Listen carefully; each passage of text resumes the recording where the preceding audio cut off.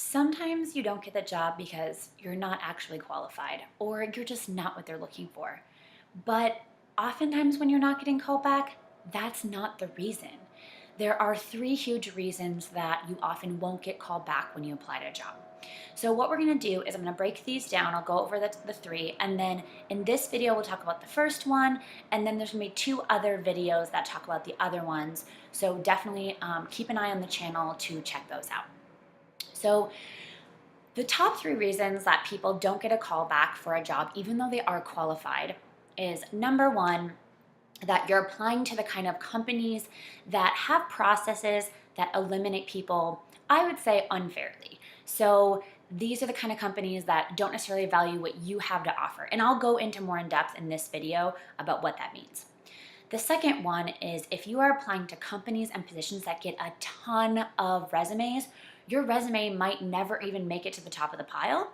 So we'll go over what to do about that in one of these future videos. And then the third one is probably the thing people think about the most, it's definitely worth talking about, is your online presence.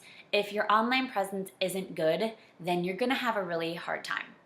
So today, let's focus on this first one. You're applying to companies that don't value what you bring to the table. So I want to talk about this from the perspective of if you are a woman or of some other minority, or if you are someone coming from another country. So there are things that are going to pop up on your resume that might not pop up for someone else. And I know that I just listed off something that applies to a lot of people, but you'll see what I mean. So, for example, there are companies that will automatically disregard your resume if you have a gap in it, or it's going to be a lot more difficult for you to get a callback if you have a gap. But the thing about that is, if you're coming from another country, often there is a time where you cannot work, so you're going to have that. And 45% of women have gaps in their resumes. So you think, why do companies do this? Well, the thing about it is that the recruiting systems that are out there, a lot of times, yes, you have the systems and the computers, but there are still a lot of companies that are doing this the old-fashioned way. And when you have recruiters that have a lot of time, sometimes they're just weeding through things and doing things very quickly. As I've mentioned previously in previous videos, recruiters spend an average of 7 seconds, and I've actually worked with recruiters who pride themselves in spending less than 7 seconds on your resume. So what should you do about it? Well, the thing is that there are companies that have systems in place to make sure that this doesn't happen. So what you want to do is you want to try to find those companies.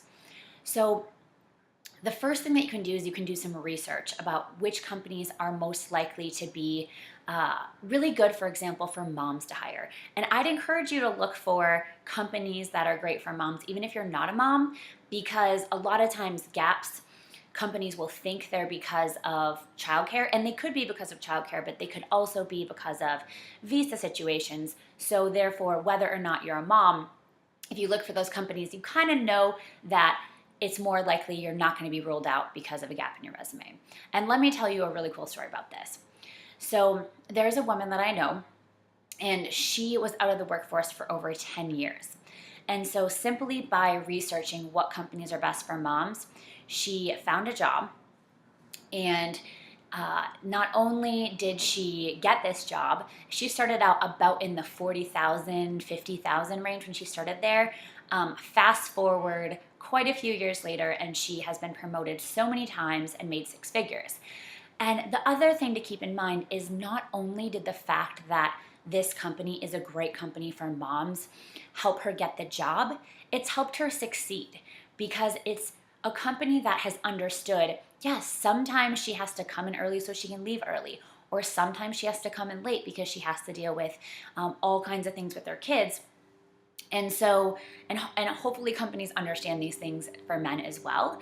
But if you're someone who's in that situation, whether you're a man or a woman, look for companies that are, I should say parent friendly.